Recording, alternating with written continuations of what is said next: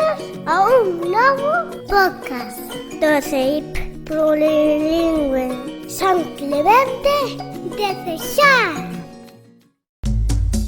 Radio Clementina, Radio Clementina. A túa radio, na túa escola.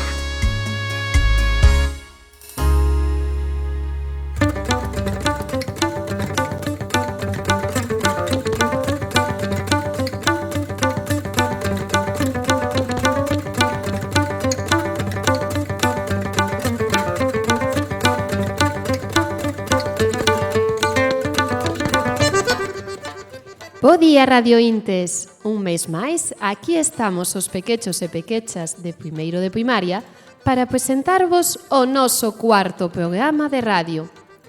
Un programa de radio que, como xa sabedes, conseguirá traer ata a nosa escola as persoíñas máis sabias e máis entrañables de San Clemente, os avós.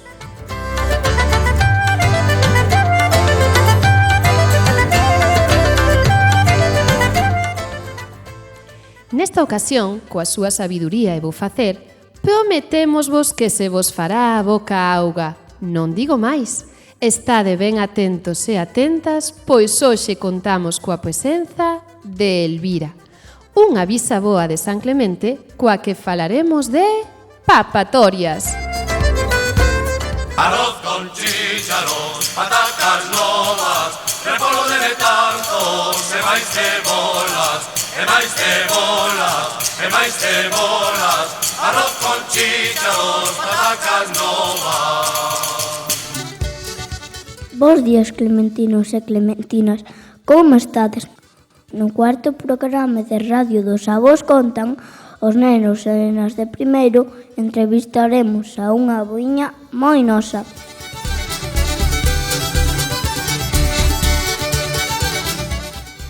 Hoxe teremos na radio a unha bisaboa da parroquia, a nosa prezada Elvira. Ou dito de outro xeito, hoxe teremos na radio a bisaboa da nosa compañeira Alejandra.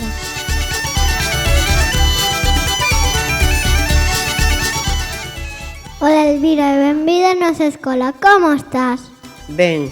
Elvira, o mes de febreiro é un mes de moita papatoria, debido ao entroido, pero cando eras pequecha, cal era o doce de entroido máis popular? Fillo, as orellas ou flores? Mira, eran as favoritas orellas. Despois, filloas tamén, facíamos todo, un pouquiño de todo. Un poquinho de Un pouquiño de todo. Para os gustos, que tamén cada un ten o seu gusto. Flores había poucas, porque en febreiro hai poucas flores, que é un mes moi feo. Que rico, poderías compartir connosco a receita dun doce de entroido? Sí, muller, de un doce. Mira, as filloas, para facelas, pois mira, necesitan agua, un pouquiño de leite, un pouquiño de huevo, fariña, e despois xuntar todo, dalle voltas, e despois poñelo á tixola, e cociñar para despois papar. Arroz con chícharos, patacas novas, repolo de tantos, e máis cebolas, e máis cebolas, e máis cebolas, arroz con chícharos, patacas novas. E falando de comida, vos de cativos, como vos alimentabades? Que comíades no almorzo, no xantar ou na cea?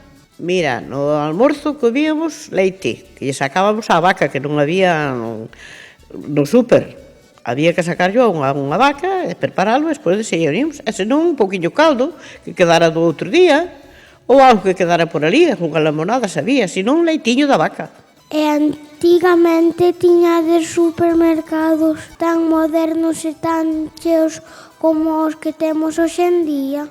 Non, meu rei, nin modernos, nin grandes, nin pequenos, nin ben feitos, nin pequenos. Había unha casiña pequena que se dedicaba, que lle chamaban taberna, e vendía así unhas cousiñas, un pouquiño de aceite, un pouquiño de pan, tabaco para os señores que fumaban, e así cousiñas así, pero moi pouquiñas, que non había, meu rei.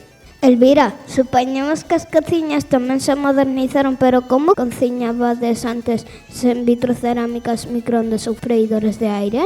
Pois mira, cociñábamos nunha lareira que se chamábamos lareira, pero era feita de pedra.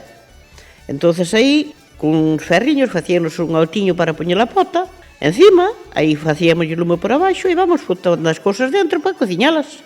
O que lle queríamos facer, arroz, fideos, patatas, o que podíamos, o que tiñamos a lle botar. Arroz con chícharos, patatas novas, repolo de tantos, e máis cebolas, e máis cebolas, e máis cebolas. Arroz con chícharos, patatas novas. E para ir acabando esta entrevista tan deliciosa, vemos-te estupenda.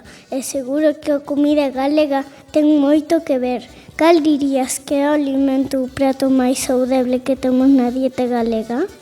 Mira, o plato máis saludable que temos na Galicia, na gallega, pois é o caldo que se chama agora o cocido, porque leva todas as cousas naturales que as cosechamos nas nosas fincas. Pois preparamos a terra, sembrámolas, cuidámolas, e cando están para cociñar, pois traémolas, cociñámolas na casa e comémolas. Son máis saludables que as compradas, vale? Ai, bisavó, és única. E foi unha honra terte hoxe aquí comigo, na nosa radio.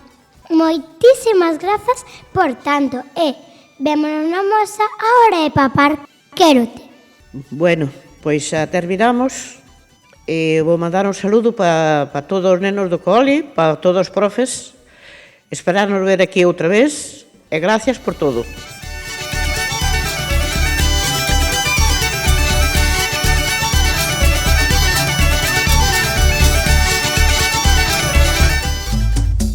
Radio Clementina, Radio Clementina.